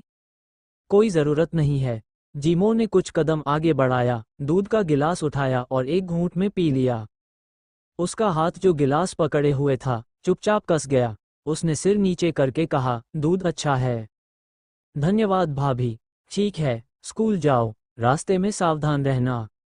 जिसके बारे में बात करते हुए शेन हैंगसिंग जिमो से केवल 2 या 3 साल बड़ी थी, लेकिन उसने जल्दी ही अपनी नई पहचान स्वीकार कर ली और उनके वरिष्ठ के रूप में उनकी देखभाल की। जिमो ये दिखाने के लिए अपना सिर हिलाने से पहले थोड़ी देर के लिए खड़ा रहा कि वह समझ गया है। जैसे ही वह जाने को हुआ, एक नौकर ने उसे रोका, छठे युवा मास्टर। आंटी चेन ने ध्यान से जिमो को एक गहरे नीले रंग का डबल डेकर लंच बॉक्स दिया। यह आपका लंच है जिसे मैडम ने आज सुबह आपके लिए तैयार करने का निर्देश दिया था। आपकी पसंदीदा मीठी और खट्टी स्टेक डिश अंदर शामिल है। शेन हैंगसिंग अभी अभी जी परिवार के घर पहुंची थी, इसलिए वह कई चीजों के बारे में स्पष्ट नहीं थी। हालांकि जो नौकर लंबे समय से परिवार के साथ थे, वे जानते थे कि छठे युवा मास्टर की अच्छे व्यवहार वाली उपस्थिति के तहत उनका साथ पाना बेहद मुश्किल था। हाँ, अगर आंटी चेन ने इसका उल्लेख नहीं किया होता तो मैं लगभग भूल ही जाता। शेन हैंगसिंग ने अपना माथा पीटते हुए कहा, मैंने सुना है कि स्कूल कैफेटेरिया में खाना बहुत खराब है, इसलिए मैंने आंटी चेन से आपके लिए दोपहर का भोजन तैयार करने के लिए कहा। कल रात के खाने के समय मैंने देखा कि आपको खट्टे मीठे व्यंजन पसंद हैं, इसलिए मैंने पहल की और रसोई से आपके लिए खट्टे मीठे स्टेक तैयार करने को कहा। यदि आपको ये पसंद नहीं है, तो मुझे बताएं और मैं व्यंजन बदल दूंगा। उसने इसे इतना तथ्यात्मक रूप से कहा जैसे कि रसोई में उसके लिए दोपहर का भोजन तैयार करना और यह सुनिश्चित करना कि उसे अच्छी तरह से पोषित आहार मिले, यही उसे करने की ज़रूरत थी। जिमो ने लंच बॉक्स अपने हाथों में पकड़ रखा था क्योंकि उसके पैर उसी स्थान पर टिके हुए थे। उसे विरोधाभास महसूस हुआ। वह इतनी देर तक वहीं खड़ा रहा कि शेन हैंगसिंग ने हैरानी भरी निगाहों से उसकी ओर देखा। तभी जिमो ने प्रतिक्रिया दी। उसने अपने कठोर पैर हिलाए और लंच बॉक्स अपनी बाहों में पकड़ लिया। उसने अपने होंठ भींचे और मुस्कुराया, धन्यवाद भाभी, मुझे ये बहुत पसंद आया। ये दुर्लभ था कि जी यांग आज जल्दी उठे। उसने संयोग से शेन हैंगसिंग को विशेष रूप से जिमो के लिए दोपहर का भोजन तैयार करते हुए देखा, इसलिए वह चिल्लाया, भाभी, आप पसंदीदा खेल रही हैं। मेरा लंच बॉक्स कहाँ है? वह एक हाई स्कूल का छात्र भी था जिसे अपने पोषण की पूर्ति की आवश्यकता थी। शेन हैंगसिंग एक पल के लिए रुके। मैंने सोचा था कि आपके व्यक्तित्व के कारण आप अपने दोस्तों के साथ बाहर खाना पसंद करेंगे। हालांकि यदि आप चाहें तो मैं आंटी चेन से एक और लंच बॉक्स तैयार करने और दोपहर को आपके पास लाने के लिए कहूँगा। उसके पीछे जी निंग सावधानी से दीवार के कोने पर झुक गई और ईर्ष्यालु दृष्टि से नीचे की ओर देखने लगी। हालांकि उसने अपनी उपस्थिति कम करने की पूरी कोशिश की, फिर भी शेन हैंगसिंग की तेज नज़रों ने उसे देखा। वो मुस्कुराई और जी निंग की ओर हाथ हिलाया। जियो निंग, जी निंग का उपनाम, यहाँ आओ। मैंने रसोई से आपके शरीर को पोषण देने के लिए कुछ दलिया बनाने को कहा। आप बहुत अच्छे नहीं लगते, तुम्हें और खाना चाहिए। जी निंग की हिरन जैसी आंखें तुरंत चमक उठीं। शेन हैंगसिंग को अपने पड़ोस में बॉस बनने की आदत थी। वह अपने आसपास के लोगों के जीवन को व्यवस्थित करने और उनकी हर गतिविधि का ख्याल रखने की आदी थी। वो उन पर निर्भरता की भी आदी थी। अनुवादक, न्योइबो स्टूडियो संपादक, न्योइबो स्टूडियो उसे उम्मीद नहीं थी कि जी परिवार के सदस्य इतने सहृदय होंगे। हालांकि इन युवा मास्टरों और धनी परिवारों की युवा महिलाओं को लाड़ प्यार दिया जाना सामान्य बात थी। जी मो, जिसे नज़रअंदाज कर दिया गया था, उसने अपने भाइयों और बहनों को घूर कर देखा जो उसे सामान्य से अधिक परेशान करने वाले लग रहे थे। फिर उसने अपनी नज़र जी यान की ओर घुमाई, जो मूक भाव के साथ अपनी व्हीलचेयर पर बैठा था। जब वह अपना लंच बॉक्स लेकर घर से बाहर निकला तो उसके होठों के कोने मुड़ गए। जी यांग ने अपना नाश्ता खत्म किया और जाने वाले थे। जैसे ही वो घर से बाहर निकला, उसके दोस्त का फ़ोन आया। जी यांग, दावत के लिए आओ। हमने पहले ही पे का ऑर्डर दे दिया है, बस आपके यहाँ आने का इंतजार कर रहे हैं। जी परिवार के तीसरे युवा मास्टर का स्वभाव अस्थिर था, लेकिन वो बहुत उदार थे। इसलिए कई लोग उसका अनुसरण करते थे, भले ही वो उन्हें कभी कभार डांटता था। अतीत में जी यांग शराब पीने के लिए तुरंत क्लास छोड़ देते थे। हालांकि इस बार उन्होंने अपने होंठ थपथपाए और कहा, मैं नहीं जा रहा हूँ। आज मेरी क्लास है। पंक्ति के दूसरे छोर पर, बिल्कुल नहीं। आज सूरज पश्चिम से उग रहा होगा। तीसरे युवा मास्टर जी क्लास में जा रहे हैं। पंक्ति के दूसरे छोर पर मौजूद व्यक्ति यह सोचकर हंसा कि जी यांग उनके साथ मजाक कर रहे थे। ठीक है, थर्ड यंग मास्टर, मूड बनाना बंद करो, हम यहाँ आपका इंतजार कर रहे हैं। तुम लोगों के साथ कौन बेवकूफ़ बना रहा है? मैंने कहा मैं कक्षा में जा रहा हूँ, क्या आप समझे नहीं? जी यांग चिढ़ रहे थे। आज किसी को भी मुझे फ़ोन करने की इजाज़त नहीं है, नहीं तो मैं तुम्हें मार डालूंगा। वो महिला उसके लिए दोपहर का भोजन लाने वाली थी, इसलिए उसे अवसर देना पड़ा। अपने दिल में प्रत्याशा की सूक्ष्म भावना को नज़रअंदाज करते हुए जी यांग ने फ़ोन रख दिया और कक्षा में चला गया। अपने सहपाठियों की आश्चर्यचकित निगाहों को नज़रअंदाज करते हुए वह पीछे की पंक्ति में चला गया और बैठ गया। जी परिवार के विला में शेन हैंगसिंग ने ये सुनिश्चित करने के बाद कि जिन्हें स्कूल जाना था वे स्कूल गए और जिन्हें काम पर जाना था वे काम पर गए, उन्होंने पूर्व में अपने अपार्टमेंट में जाने से पहले जी यान के लिए कुछ अनुस्मारक छोड़े गली। जब उसकी दादी ने उसे देखा तो वह जल्दी से उसके पास चली गई और उत्सुकता से पूछा, ये कैसा था? क्या वे आपके प्रति बुरे थे? नहीं। शेन हैंगसिंग ने अपनी दादी का हाथ पकड़ा और मुस्कुराए। क्या तुम मुझे नहीं जानते? मैं उन लोगों में से नहीं हूं जिन्हें धमकाया जाए। जी परिवार भी बहुत अच्छा है। मेरे छोटे भाई बहन बहुत अच्छे व्यवहार वाले हैं। जिनका व्यवहार अच्छा नहीं था, उन्होंने पिटाई के बाद सीख लिया कि कैसे व्यवहार करना चाहिए। उसकी दादी को अभी भी उस पर पूरा विश्वास नहीं हुआ। उस व्यक्ति के बारे में क्या जिससे तुमने शादी की है? क्या वह आपके साथ अच्छा व्यवहार करता है? वो बहुत अच्छा है। वह जानती थी कि चाहे वो कुछ भी कहे, वह अपनी दादी को सहज नहीं कर पाएगी, इसलिए वह बस खड़ी हो गई और उसके सामने एक घेरे में घूम गई। दादी, देखो, उन्होंने ही मेरे लिए ये पोशाक चुनी थी। उसे डर था कि मुझे पहले दिन पूछने में बहुत शर्मिंदगी होगी, इसलिए उसने मुझे अपना सेकेंडरी कार्ड दिया ताकि मैं जो चाहूँ खरीद सकूँ। उसकी दादी बूढ़ी थी और यह नहीं जानती थी कि सेकेंडरी कार्ड क्या होता है, लेकिन उनके दिमाग में सेकेंडरी कार्ड उस वेतन कार्ड से अलग नहीं था जो वह अपने युग में इस्तेमाल करती थी। वो अच्छी तरह जानती थी कि एक पुरुष द्वारा एक महिला को अपना वेतन कार्ड देने का क्या मतलब होता है। वह राहत महसूस कर रही थी और हालांकि शेन हैंगसिंग हाल ही में यहाँ आए हैं, लेकिन उसने आसपास का क्षेत्र पहले ही याद कर लिया है। वो जियो यू को एक छोटे सुपरमार्केट में ले गई। सुपरमार्केट के मालिक ने उसका गर्मजोशी से स्वागत किया। अरे, क्या यह वो सुंदर लड़की नहीं है जो अभी अभी आई है? आप क्या खरीदना चाहते हैं? मैंने अभी अभी पुनः स्टॉक किया है।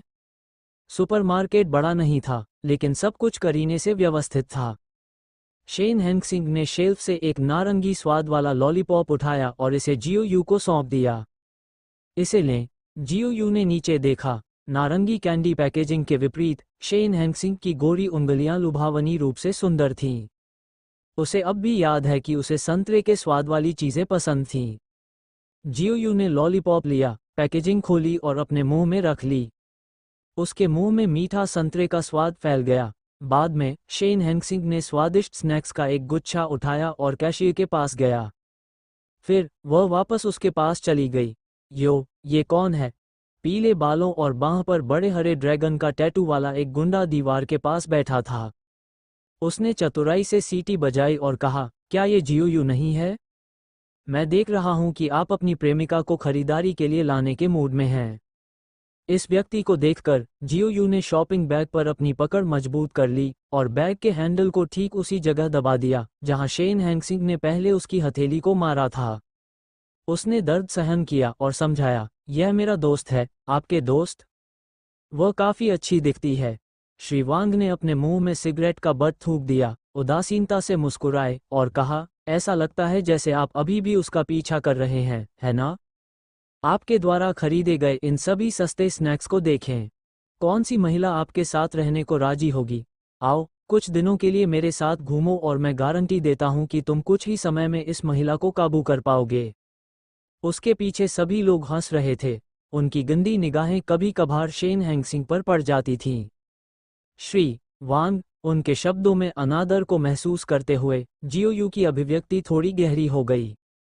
ये सचमुच मेरा दोस्त है, मिस्टर वांग, आपको थोड़ा और सम्मानजनक होना चाहिए। उन्हें इसकी परवाह नहीं थी कि उन्होंने उससे कैसे बात की, लेकिन वे शेन हैंगसिंग का अपमान नहीं कर सकते। बच्चे, तुम क्या सोचते हो कि तुम कौन हो? मिस्टर वांग से इस तरह बात करने की तुम्हारी हिम्मत कैसे हुई? एक अनुयायी ने जमीन पर थूक दिया और जियोयू के पास आया। श्री वांग, ठीक है। शेन हैंगसिंग की आंखें तालाब की तरह ठंडी थीं। उसने अपने हाथ में मौजूद शॉपिंग बैग जियोयू की ओर फेंका और फिर अपनी कलाई फैला दी। मैंने सुना है कि आप जियोयू के युद्ध कौशल को पसंद करते हैं और चाहते हैं कि वह आपके लिए चीज़ों की देखभाल करे। यह उनके लिए सम्मान की बात है कि श्री वांग उन्हें पसंद करते हैं। जिस अनुयायी ने अभी अभी बात की थी, उसने अपने हाथ में बेसबॉल का बल्ला उठाया और शेन हैंगसिंग की नाक पर तान दिया। यह एक आदमी का व्यवसाय है, इसलिए दफा हो जाओ, औरत। शेन हैंगसिंग मुस्कुराए। मुझे खेद है, लेकिन मैं आज इस मामले में शामिल हो रहा हूँ। साथ ही उसने अचानक अनुयायी की उंगली पकड़ ली और उसे अचानक ऊपर उठा दिया। मुझे इससे नफरत है जब लोग मेरी ओर इशारा करते हैं। आह! अनुयायी दर्द से चिल्लाया, महिलाओं को नीची दृष्टि से देखने का आपको क्या अधिकार है? मजाकिया मुस्कान के साथ शेन हैंगसिंग ने अपनी कलाई घुमाई और उसका कॉलर पकड़ लिया। फिर उसने उसका बेसबॉल बैट पकड़ा, अपनी लंबी टांग उठाई और खूबसूरती से उसे उड़ा दिया। थोड़ा कचरा। 3 सेकंड से भी कम समय में उन्होंने नन्हे फॉलोअर का ख्याल रखा। श्री वांग की अभिव्यक्ति बेहद बदसूरत थी। कुतिया, तुम मेरे लोगों को छूने की हिम्मत कर रही हो? आपकी इच्छा मृत्यु अवश्य होनी चाहिए। उसने अपना हाथ उठाया और उसके पीछे के लोग आगे बढ़ गए। बेसबॉल का बल्ला हाथ में पकड़कर शेन हैंगसिंग पीछे नहीं हटी। उसने बेसबॉल का बल्ला घुमाया तो लोग उसकी ओर बढ़ रहे थे और चिल्लाते हुए जमीन पर गिर पड़े। वह जानती थी कि लोगों को कहाँ मारना है जिससे सबसे ज्यादा नुकसान होगा। वह आक्रामक थी और जियोयू ने अपनी पीठ की रक्षा करते हुए उसने जल्दी से सभी को जमीन पर गिरा दिया। किसने सोचा होगा कि इतनी खूबसूरत लड़की में इतनी मजबूत युद्ध क्षमता होगी? श्री वांग इतने डरे हुए थे कि उनके पैर और पेट में ऐंठन हो रही थी। आप पृथ्वी पर क्या चाहते हैं? जब ये महिला दूसरों को पीट रही थी तो उसके वार बेहद दर्दनाक थे। श्री वांग भीड़ के पीछे छिप गए और आगे आने की हिम्मत नहीं की। हालांकि शेन हैंगसिंग के हाथ में बेसबॉल के बल्ले पर आंखें लग गईं और वह भीड़ के बीच से उड़ गया और सीधे उसके शरीर पर जा लगा। दर्द ने उसे रोने पर मजबूर कर दिया। आप क्या सोचते हैं? शेन हैंगसिंग ने बेपरवाही से बेसबॉल का बल्ला उसकी नाजुक गर्दन पर रखा और थोड़ा मुस्कुराया। श्री वांग ने अपने दांत पीस लिए और गिरोह के नियमों के अनुसार इससे निपटना चाहते थे। ये कहना, आप कितना चाहते हैं, जब तक राशि उचित है? उसके वाक्य के आधे समय में शेन हैंगसिंग ने उसे एक जोरदार लात मारी। तुम किस बारे में चिल्ला रहे हो? ये देखने की कोशिश कर रहा हूं कि कौन ज्यादा जोर से बोल रहा है। श्री वांग, शेन हैंगसिंग ने एक हाथ का इस्तेमाल किया और अपने फोन पर डायल किया। Hello, police? मैं एक मामले की रिपोर्ट करना चाहता हूं। झगड़ा हुआ था। श्री वांग, अरे, गिरोहों के बीच नियमों के अनुसार संघर्ष होने पर पुलिस को बुलाना अनुचित था। अपने चोटिल चेहरे को नजरअंदाज करते हुए श्री वांग ने असंगत रूप से बुदबुदाया, आपने नियम तोड़ दिए। क्या आप नहीं जानते कि यदि आप किसी झगड़े में हैं तो आप इसकी सूचना पुलिस को नहीं देते? हमें इसे निजी तौर पर निपटाना होगा। शेन हेंगसिंग ने व्यंग्यपूर्वक कहा, ये किसके नियम हैं? एकमात्र नियम जिसका मैं पालन करता हूँ उसे कानून और विनियम कहा जाता है। उसने लापरवाही से अपना पैर उठाया और श्री वांग को जमीन पर गिरा दिया। पुलिस स्टेशन जाओ और अपने कार्यों पर विचार करो। मिस्टर वांग वास्तव में सिर्फ एक गुंडे थे और उन्होंने कोई खास बुरा काम नहीं किया। वो आमतौर पर सुरक्षा शुल्क इत्यादि एकत्र करता था। उन्हें पुलिस स्टेशन भेजना उनके लिए एक नया इंसान बनने का भी मौका था। जब पुलिस पहुंची तो शेन हेंगसिंग और जियो यू आलू के चिप्स खा रहे थे। आसपास लेटे लोगों को नज़रअंदाज करें तो दृश्य काफी शांतिपूर्ण था। जो पुलिस अधिकारी उनसे पूछताछ करने आया उसने अपनी हंसी रोक ली। चल दर, हमारे साथ पुलिस स्टेशन वापस आएं और बयान दें। पुलिस अधिकारी श्री वांग और अन्य लोगों से बहुत परिचित था। उसे मालूम था कि ये इसी इलाके का गैंग है। शेन हेंगसिंग तुरंत आज्ञाकारी बन गए। ठीक है, पुलिस अधिकारी महोदय, श्री वांग, जो जमीन पर लेटे हुए थे। अरे, इस महिला ने अपना रवैया तुरंत बदल लिया। जब वे दोनों पुलिस स्टेशन में बयान देकर घर लौटे तो बर्तन जाने के लिए तैयार थे। उसकी दादी बुदबुदाई, तुम दोनों कहाँ गए थे? आप दोनों वयस्क हैं, फिर भी मुझे आपको रात के खाने के लिए घर आने के लिए क्यों कहना पड़ता है? शेन हेंगसिंग और जियो यू ने असहाय महसूस करते हुए एक दूसरे को देखा। शेन हेंगसिंग ने शॉपिंग बैग से स्नैक्स निकाला और हान यिन और चू फैंग को अपनी दादी को मनाने के लिए कहा। तब जाकर बात खत्म हुई और वे सभी खुशी खुशी मेज पर खाना खाने चले गए। शाम को शेन हेंगसिंग जी परिवार के विला में लौट आए। छोटे बच्चे पहले ही स्कूल से लौट आए। वे खाने की मेज पर चुपचाप बैठे रहे। माहौल तनावपूर्ण था, लेकिन उनमें से कोई भी उठकर नहीं गया। नौकर ने दरवाज़ा खुलने की आवाज़ सुनी और दरवाजे की ओर भागा। मैडम, आखिरकार आप वापस आ गई। क्या मैं रात का खाना परोस दूं? हाँ। उसकी नज़र खाने की मेज पर बैठे लोगों पर पड़ी। आखिरकार उसकी नज़र जी यान पर पड़ी और पूछा, क्या आप लंबे समय से इंतजार कर रहे हैं? नहीं। जी यान ने अपनी आंखें नीची कर ली। उसने केवल एक दिन के लिए जी परिवार में शादी की थी, लेकिन जैसे ही वह चली गई, घर में कुछ कमी होने लगी। ये खाली और बेजान महसूस हुआ। यहाँ तक कि नौकर भी उत्सुकता से उस व्यक्ति की वापसी का इंतजार कर रहे थे जो विला में नई ऊर्जा लेकर आया था। अब जब वह वापस आ गई थी तो ऐसा लग रहा था कि पूरे विला में ऊर्जा भर गई है और वह फिर से जीवंत हो उठा है। जी मो को वातावरण में हो रहे बदलावों की गहरी जानकारी थी। वह आज्ञाकारी ढंग से मुस्कुराया और कहा, भाभी, मैंने सुना है कि आप आज अपनी दादी से मिलने गई थी, है ना? क्या मैं अगली बार छुट्टियों पर आपके साथ जा सकता हूँ? मैं भी तुम्हारी दादी से मिलना चाहता हूँ। बिल्कुल। हालांकि शेन हेंगसिंग आश्चर्यचकित थी, लेकिन उसने मना नहीं किया। उसने मुस्कुराकर शॉपिंग बैग उसके हाथ में थमा दिया। अंदर कुछ स्नैक्स हैं, उन्हें बाद में आजमाएं, उनका स्वाद बहुत अच्छा है। शॉपिंग बैग के अंदर रंगीन स्नैक्स का ढेर था। रंग चमकीले थे और पैकेजिंग बचकानी थी, जैसे 3 साल के बच्चे को फुसलाना हो। हाँ, लेकिन आपको नाश्ता करने से पहले अपना भोजन करना होगा। शेन हेंगसिंग ने मुस्कुराते हुए सिर हिलाया, फिर एक और बैग निकाला और जी निन को सौंप दिया। जियो निन को भी कुछ मिलता है। जी निन की आंखें चमक रही थीं और उसका छोटा चेहरा लाल था क्योंकि उसने शॉपिंग बैग लिया और उसे अपनी बाहों में कसकर पकड़ लिया। फिर उसने फुसफुसाकर कहा, धन्यवाद भाभी, इतना अच्छा व्यवहार। जी निन का डरपोक रूप मनमोहक था। शेन हेंगसिंग उसके सिर पर हाथ फेरने से खुद को नहीं रोक सकी, ये देखकर कि उसके चेहरे पर मुस्कान और भी चौड़ी हो गई। भाभी, जी यांग ने देखा कि उसके सभी भाई बहनों ने नाश्ता किया, लेकिन उसने नहीं किया। सबके सामने उन्हें मांगने में उसे बहुत शर्मिंदगी हो रही थी, इसलिए वह हकलाते हुए केवल संकेत ही दे सका, भाभी, आज दोपहर के भोजन के लिए धन्यवाद। ये बहुत स्वादिष्ट था। अच्छा, जब तक आपको ये पसंद है। उसकी आशा भरी निगाहों को देखते हुए शेन हेंगसिंग स्नैक्स का आखिरी पैकेट सौंपने से पहले एक पल के लिए रुके। यह आपके लिए है। प्रारंभ में उसने जी यांग के लिए कुछ भी तैयारी नहीं की। हालांकि जब वो स्नैक्स खरीद रही थी तो उसे अचानक याद आया कि जब जी यांग सुबह लंच बॉक्स के लिए लड़ रहा था तो वह कैसा दिखता था। इसलिए उसने उसके लिए एक अतिरिक्त बैग तैयार किया। जब उसने देखा कि उसे स्नैक्स का एक बैग भी मिला है तो जी यांग बहुत खुश हुआ। उसने उत्साहपूर्वक शॉपिंग बैग खोला और जो देखा उसे सूचीबद्ध किया। आलू के चिप्स, लॉलीपॉप, चिकन पैर, ये सभी बच्चों के लिए स्नैक्स हैं। भाई, अगर ये तुम्हें पसंद नहीं है तो तुम मुझे दे सकते हो। मुझे ये स्नैक्स पसंद हैं। जीमो की आंखें चमक उठीं जब उनकी नज़र उस बैग पर पड़ी जिसे जी यांग ने कसकर पकड़ रखा था। वो एक आज्ञाकारी बच्चे की तरह उसे देखकर मुस्कुराया। बकवास, किसने कहा कि मुझे वे पसंद नहीं हैं? जी यांग ने तुरंत अपने स्नैक बैग को और भी कसकर पकड़ लिया और अपने छोटे भाई को चेतावनी भरी निगाहों से देखा। मुझे वे पसंद हैं, मैं उन्हें बहुत पसंद करता हूँ। मेरे स्नैक्स को छूने के बारे में भी मत सोचना। जी निंग ने अपने बड़े भाई और छोटे भाई के बीच की बचकानी बातचीत सुनी और मुस्कुरा दी। हालांकि उसने चुपचाप अपना स्नैक बैग टेबल के नीचे छिपा दिया। उसकी गोल आंखें चालाकी से चमक उठीं। उसे अपनी भाभी द्वारा दिए गए नाश्ते की सुरक्षा करनी थी। वह अपने भाइयों को उन्हें छीनने नहीं दे सकती थी। शेन हेंगसिंग ने उनकी सारी डरपोक हरकतें देखीं और उसके होठों के कोने मुड़ने के अलावा कुछ नहीं कर सके।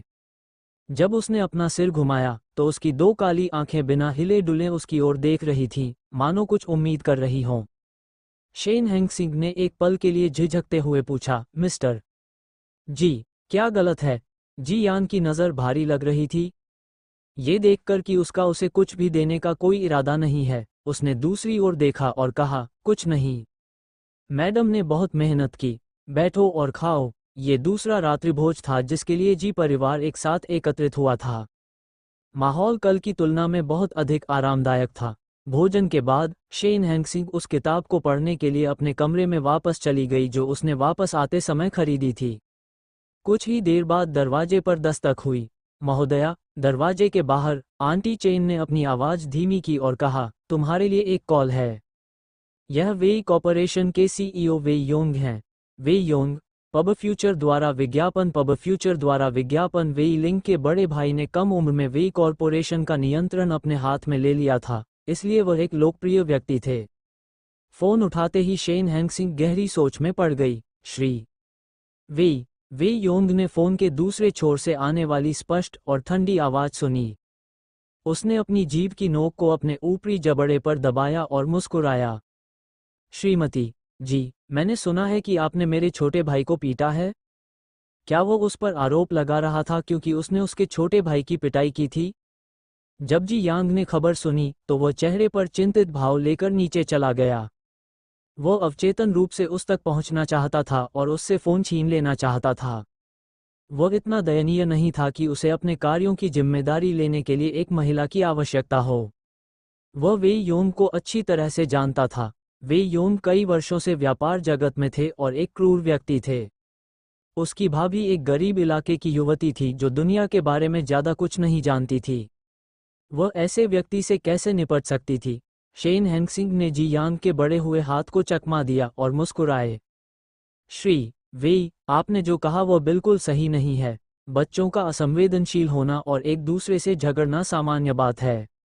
उनके वरिष्ठ होने के नाते मेरे लिए उन्हें सबक सिखाना भी सामान्य बात है। ओह, वेई योंग थोड़ा आश्चर्यचकित हुआ। तो श्रीमती जी के अनुसार हमें इस मामले को जाने देना चाहिए? पहली बार में ये कोई बड़ी बात नहीं थी। शेन हेंगसिंग ने मुस्कुराते हुए कहा, मुझे नहीं पता कि कौन सा गपशप करने वाला यह मामला आपके पास लाया और आपको स्थिति को इस हद तक गलत समझा कि आपको पूछताछ करने के लिए फ़ोन करना पड़ा। हालांकि मुझे लगता है कि चूंकि आप इस स्थिति तक पहुंच सकते हैं, आप बैठे हैं, आप मूर्ख नहीं हैं, तो आप इस मामले को कैसे सुलझाना चाहते हैं? ये बड़ा या छोटा मुद्दा हो सकता है। वेई योंग की आंखों के सामने अंधेरा छा गया। अगर आप इसे इस तरह से कहें तो ऐसा लगता है कि मैं ही अनुचित हूँ। जी यान अपंग था। हालांकि जी कॉर्पोरेशन अभी भी उनके नेतृत्व में मजबूती से खड़ा रहा, फिर भी इसने दूसरों को लाभ उठाने का मौका दिया। वेई योंग की कॉल को एक संकेत के रूप में माना जा सकता है। शेन हेंगसिंग बोलने ही वाली थी कि एक हल्की लकड़ी की खुशबू उसकी नाक के सिरे से गुजरी। तभी किसी ने उससे फ़ोन छीन लिया। जी यान के सुस्पष्ट हाथ ने फ़ोन पकड़ रखा था और उसकी गहरी आवाज़ ठंडी लग रही थी। अगर राष्ट्रपति वेई इस बात से असंतुष्ट हैं कि मेरी पत्नी ने स्थिति को कैसे संभाला, तो आप आ सकते हैं और मेरे साथ समस्या का समाधान कर सकते हैं। मेरी पत्नी को परेशान करने की कोई ज़रूरत नहीं है। वेई योंग चुप रहे। ठीक है, शेन हांगसिन की तलाश करना उसके लिए अनुचित था, जिसने हाल ही में जी परिवार में शादी की थी। हालांकि उसने श्रीमती जी का फायदा तो नहीं उठाया। जी यान को इसकी परवाह नहीं थी कि वह क्या सोच रहा है और कहा, अगर भविष्य में कुछ भी होता है तो आप सीधे मेरे पास आ सकते हैं। मैं इंतजार करूंगा। उसने फोन फेंक दिया और अपनी गहरी पलकें ऊपर उठाकर शांति से उससे कहा, अगर भविष्य में ऐसा कुछ दोबारा होता है तो मुझे लेने आ जाना। आपको इसे स्वयं वहन करने की आवश्यकता नहीं है। शेन हैंगसिंग। क्या वो उसकी रक्षा करने की कोशिश कर रहा था? ये पहली बार था जब किसी ने उससे कहा कि उसे अकेले बोझ नहीं उठाना पड़ेगा। संरक्षित होने का यह एहसास उसके लिए बहुत नया था। शेन हैंगसिंग की नज़र उसके चेहरे पर टिकी रही। ऐसा तब तक नहीं हुआ जब तक कि जी यान इसे बर्दाश्त नहीं कर सका और अपनी आंखें नीची कर ली। आखिरकार वह उज्ज्वल रूप से मुस्कुराई। ठीक है। उसकी आवाज़ मधुर और मधुर थी। यह उतना ठंडा नहीं था जितना तब था जब उसने फ़ोन का उत्तर दिया था। जब वे योंग ने उसकी आवाज़ सुनी तो उसे लगा कि उसके दांतों में दर्द हो रहा है। फ़ोन पर नज़र डालते हुए जो अभी भी कॉल से जुड़ा हुआ था, शेन हैंगसिंग ने फिर से फ़ोन उठाया। राष्ट्रपति वेई, मेरे पति ने कहा कि किसी भी समय आने के लिए आपका स्वागत है। अलविदा। फ़ोन से आने वाली व्यस्त आवाज़ सुनकर वेई योंग एक पल के लिए स्तब्ध रह गया। उसकी नज़र अपने भाई पर पड़ी जो सोफे पर दुबका हुआ था। क्या श्रीमती जी सचमुच विदेश में एक गरीब इलाके में पली बढ़ी? विदेशों में गरीब इलाके यहाँ की तुलना में कहीं अधिक अराजक थे। गोलीबारी, लड़ाई झगड़े और अपहरण वहाँ आम बात थी। जो लोग वहाँ पले बड़े वे कायर थे और आमतौर पर इस डर से मुद्दों में शामिल होने से डरते थे कि कहीं वे मर न जाएं। लेकिन श्रीमती जी के साथ क्या हो रहा था? जब कोई परेशानी की तलाश में आता था तब भी वो बहुत शांत और तर्कसंगत रहती थी। वो उसकी किसी भी बात का खंडन भी नहीं कर सका। ये देखकर कि उसका बड़ा भाई भी शेन हैंगसिंग को संभाल नहीं सका, वेई लिंग को एक अजीब सी संतुष्टि महसूस हुई। शायद ऐसा इसलिए था क्योंकि वह अकेला ऐसा बदकिस्मत नहीं था जो उसके साथ व्यवहार कर सके। वो बुदबुदाया, मैंने तुमसे पहले ही कहा था कि उसे मत ढूंढो। मैंने तब भी कुछ नहीं कहा। जब वह रोते हुए घर नहीं आया और यह नहीं कहा कि उसे धमकाया गया, तो क्या उसने शेन हैंगसिंग को फ़ोन किया होगा? क्या आप भी अंत में असफल नहीं हुए? वेई लिंग ने अपने होंठ भींचते हुए कहा। ये सोचकर कि कैसे शेन हैंगसिंग जी यान के लिए खड़े हुए और उनकी पिटाई की, उन्होंने उसके कार्यों की तुलना अपने बड़े भाई से की। जी यान के वरिष्ठों को देखो, अब तुम्हें देखो। खो जाओ, जितना हो सके मुझसे दूर जाओ। जैसे ही उसने उसे लात मारी, वेई योंग की भौहें बेतहाशा उछल गईं। अगर मैं फिर कभी आपके व्यवसाय में शामिल हुआ तो मैं अपना नाम पीछे की ओर लिखूंगा। जी परिवार में जी यान को दूर भेजने के बाद शेन हैंगसिंग ने जी यान को ऊपर की ओर धकेल दिया। क्या आप चाहते हैं कि मैं आपको कपड़े धोने में मदद करूं? जब उसने ये कहा तब भी वो मुस्कुरा रही थी। उसकी आंखें खुशी से भरी थीं और उसकी निगाहें दया या जबरन आत्मीयता से भरी नहीं थीं, बल्कि ये पति पत्नी के बीच एक सामान्य सवाल जैसा था। जियान ने अपनी आंखें फाड़ने से पहले उसे बहुत देर तक देखा और कहा, कोई ज़रूरत नहीं है। सचिव चेन लियांग ने हाथ में ट्रे लेकर दरवाज़ा खटखटाया। यह आपके लिए दवा लेने का समय है। जियान की आंखें अचानक ठंडी हो गईं और उसकी काली काली पुतलियां और अधिक गहरी हो गईं। अभी इसे वहीं छोड़ दो। चेन लियांग कुछ कहना चाहते थे लेकिन झिझक रहे थे। शेन हैंगसिंग को लगा कि उनके बीच कुछ ठीक नहीं है। उसने ट्रे ली और मुस्कुराते हुए कहा, सचिव चेन सही कह रहे हैं। देर हो रही है। जितनी जल्दी आप अपनी दवा लेंगे उतनी जल्दी आप आराम कर सकेंगे। वो थोड़ा नीचे झुकी। उसकी रेशमी नाइट ड्रेस की नेकलाइन नीची थी, इसलिए जब वह झुकती थी तो अनजाने में उसकी उत्कृष्ट कॉलरबोन और छाती दिखाई देती थी। जियान ने अचानक अपना सिर घुमाया और सहजता से अपना हाथ उठाया। मैंने कहा कि इसे अभी वहीं छोड़ दो। टकराना। उसके हाथ का पिछला हिस्सा ट्रे से टकराया, जिससे सफ़ेद गोलियां और पानी का गिलास जमीन पर गिर गए। कांच तेज आवाज के साथ जमीन पर गिरा। जी यान की निगाहें थोड़ी ठिठक गईं और अचानक उसकी आंखों में शत्रुता और आत्मघृणा का संकेत दिखाई देने लगा। उसने अपनी आवाज ऊंची की और गुस्से से दहाड़ते हुए कहा, बाहर निकलो। तुम सब बाहर निकलो। शेन हैंगसिंग शांत रहे। भले ही जी यान इस समय घृणित लग रहा था, फिर भी वह झुकी, शांति से उसकी ओर देखा और चिढ़ाया, मिस्टर जी, मुझे यह मत बताइए कि आप दवा लेने से डरते हैं। आप वयस्क हैं। उसने एक फैंसी लॉलीपॉप निकाला और नर्म और सौम्य स्वर में उससे बोली, अपनी दवा खाओ और मैं तुम्हें लॉलीपॉप दूंगी, ठीक है? ये बहुत प्यारा है। ऐसा लग रहा था मानो वह किसी बच्चे को सहला रही हो। जी यान ने सहजता से उसकी ओर देखने के लिए अपनी आंखें उठाईं। उसके स्वाभाविक रूप से घुंघराले लंबे बाल उसके कंधों से नीचे गिर रहे थे, जिससे उसकी त्वचा सफ़ेद जैड के टुकड़े जैसी दिख रही थी। उसका नाजुक चेहरा मुस्कुराहट से भरा था, जैसे कि वो कोई मंत्रमुग्ध करने वाली राक्षसी हो। शेन हेंगसिंग अपनी व्हीलचेयर के सामने आधी झुकी हुई थी, उसकी खूबसूरत पलकें थोड़ी मुड़ी हुई थीं। उसकी गोरी उंगलियों ने लॉलीपॉप की पैकेजिंग खोली और उसे उसके होंठों के हवाले कर दिया। ये बहुत कड़वा है ना? लॉलीपॉप खाओ। जी यान अवाक था, लेकिन किसी कारण से उसने अपना मुंह खोला और लॉलीपॉप चूस लिया। लॉलीपॉप का स्वाद ऐसा था जैसे इसे घटिया कृत्रिम मिठास से बनाया गया हो। इसका स्वाद अच्छा नहीं था, लेकिन किसी तरह मीठी मिठास अभी भी उसकी जीभ की जड़ से उसके दिल की गहराई तक फैली हुई थी। शेन हेंगसिंग ने अपने हाथ में छोटी बोतल पकड़ रखी थी और फीकी मुस्कान के साथ उसने उससे चर्चा की, हालांकि दर्द निवारक दवाएं दर्द को प्रभावी ढंग से दबा सकती हैं, लेकिन यदि आप इनका बहुत अधिक सेवन करते हैं तो आप इसके आदी हो जाएंगे, जो आपके ठीक होने के लिए हानिकारक है।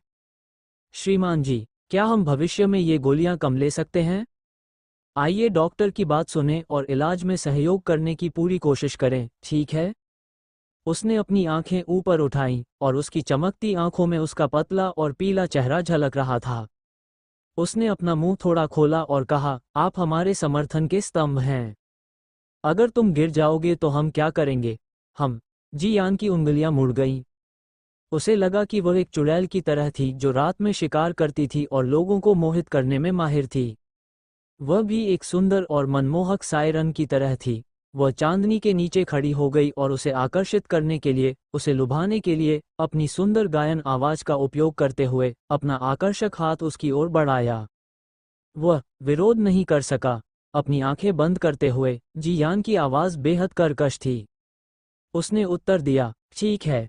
इस प्रकार सायरन संतुष्टि से मुस्कुराया और एक पल में कमरा अनगिनत खिलने वाली आतिशबाजी और सैकड़ों गायन पक्षियों से भर गया। पारिवारिक डॉक्टर देर से पहुंचे और जब उन्होंने ये दृश्य देखा तो उनकी आंखों में चमक आ गई। आपको कैसा लग रहा है मिस्टर जी? क्या आप अभी भी अस्वस्थ महसूस कर रहे हैं? क्या आप श्री जी के इलाज के प्रभारी हैं? शेन हेंगसिंग ने अपनी हथेली खोली और अंदर छोटी बोतल दिखाई दी। क्या आपने ये गोलियां लिखी? पारिवारिक डॉक्टर की अभिव्यक्ति बार बार बदलती रही। आखिरकार उन्होंने अपनी अभिव्यक्ति स्थिर रखी। हाँ, क्या कोई समस्या है? जैसे ही शेन हेंगसिंग ने अपनी निगाहें उस पर टिकाईं, उसकी आंखें थोड़ी सिकुड़ गईं। पारिवारिक डॉक्टर के रोंगटे खड़े हो गए और उसकी नज़रें उससे बच गईं। उसने अवचेतन रूप से अपना चश्मा ऊपर कर दिया। महोदया, ये कुछ भी नहीं है। मैं बस इतना कहना चाहता था कि आपने कड़ी मेहनत की है। शेन हेंगसिंग मुस्कुराए, मैं डॉक्टर नहीं हूँ, इसलिए मेरे पास एक प्रश्न है जिसका उत्तर देने के लिए मुझे डॉक्टर की सहायता की आवश्यकता है। श्री जी के पैर में अब भी दर्द महसूस हो सकता है। क्या इसका मतलब ये है कि ऐसी संभावना है कि उसका पैर ठीक हो सकता है? डॉक्टर का हाथ थोड़ा कांप गया और उसकी आंखों में घबराहट की झलक दिखाई दी। एक लंबी चुप्पी के बाद उसने भद्दे भाव से कहा, मुझे क्षमा करें महोदया, मेरे पास श्रीमान जी के पैर को ठीक करने का कौशल नहीं है। अगर मैडम को मेरे इलाज के बारे में कोई संदेह है तो आप श्री जी के लिए कोई दूसरा डॉक्टर रख सकते हैं। जब उन्होंने ये कहा तो ऐसा लगा जैसे वह बिना किसी कारण के शेन हेंगसिंग के आरोप से असंतुष्ट थे। महोदया, चेन लियांग आगे बढ़े और विचारपूर्वक बताया, जब श्री जी अपनी दुर्घटना से जागे तो उन्होंने पहले ही अस्पताल के विशेषज्ञों से परामर्श कर लिया था। डॉक्टर लियू ने विदेश में अध्ययन किया है और चिकित्सा क्षेत्र में बहुत निपुण हैं। शेन हेंगसिंग ने अपनी आंखों से गहरे विचार दूर कर दिए और हल्के से हंसे। गलत मत समझो, मैं तो बस उत्सुक था। उसने और जी यान ने एक दूसरे की ओर देखा, फिर वो खड़ी हुई और उसके लिए रास्ता बनाया। श्री जी मेरे पति हैं, इसलिए मेरे लिए आशा न रखना कठिन है। अगर मेरी बातों से आपको ठेस पहुंची हो तो कृपया मुझे माफ कर दें। ये देखकर कि वो बस चिंतित थी, डॉक्टर लियू ने राहत की सांस ली। साथ ही उसकी आंखों में तिरस्कार भर आया, ठीक वैसी ही जैसी उसे एक गरीब इलाके से आने वाली लड़की से उम्मीद थी। वो कुछ भी नहीं जानती थी और मूर्ख तथा अहंकारी थी। वह पागल होने के लिए खुद पर हंसा और अपने सामान्य शांत और पेशेवर स्वभाव में लौट आया। मैं श्रीमती जी की भावनाओं को समझ सकता हूँ। कृपया चिंता न करें, मैं श्री जी का इलाज करने की पूरी कोशिश करूँगा। डॉक्टर लियू के जाने के बाद शेन हैंगसिंग ने अपने पीछे छोड़ी गई गोलियों की बोतल का अध्ययन किया। उसकी आंखों में व्यंग्य की झलक थी। मैंने शुरू में सोचा था कि जी परिवार में सिर्फ नौकर ही अच्छे नहीं थे। मुझे उम्मीद नहीं थी कि पारिवारिक डॉक्टर जैसा महत्वपूर्ण पद भी गलत हो सकता है। जी यान की अभिव्यक्ति भी बहुत अच्छी नहीं लग रही थी। उस समय कार दुर्घटना के बाद सभी विशेषज्ञों ने निर्धारित किया कि उसके पैरों के लिए कोई उम्मीद नहीं थी। उन्होंने अपने पूरे जीवन व्हीलचेयर पर रहने के कारण खुद को दया और क्रोध में डुबो लिया और अन्य चीजों की ज्यादा परवाह नहीं की। उसे उम्मीद नहीं थी कि वो लोग उसका इस हद तक फायदा उठाएंगे। अब इन गोलियों को लेने की कोई जरूरत नहीं है। शेन हैंगसिंग ने बोतल चेन लियांग की ओर फेंकी और स्वाभाविक रूप से निर्देश दिया, किसी को गुप्त रूप से इन गोलियों का परीक्षण करने के लिए कहें और देखें कि उनका उपयोग किस लिए किया जाता है। चेन लियांग आश्चर्यचकित थे। उसने सहजता से जी यान की ओर देखा, लेकिन देखा कि जी यान का चेहरा पत्थर की तरह ठंडा था। देर हो रही है, यह आराम करने का समय है। शेन हैंगसिंग ने अपनी नाइट ड्रेस पर मौजूद धूल को थपथपाया और लापरवाही से पूछा, जब से मेरी शादी यहाँ हुई है तब से मैं व्यस्त हूँ, इसलिए मेरे पास इधर उधर देखने का समय नहीं है। अगर श्रीमान जी कल फ्री हों तो क्या आप मेरे साथ घूमने चलेंगे? मैडम, मिस्टर जी को अभी बाहरी लोगों को देखना पसंद नहीं है। चेन लियांग ने अवचेतन रूप से जी यान को उसके प्रस्ताव को अस्वीकार करने में मदद की। जी यान ने उसे आगे बढ़ने से रोकने के लिए अपना हाथ उठाया। जब उसने शेन हैंगसिंग को देखा तो उसकी आंखों के सामने अंधेरा छा गया। उन दोनों के बीच एक मौन समझ थी जो दूसरों को समझ में नहीं आती थी। उन्होंने कहा, मैं आपकी सेवा में हूँ, मैडम।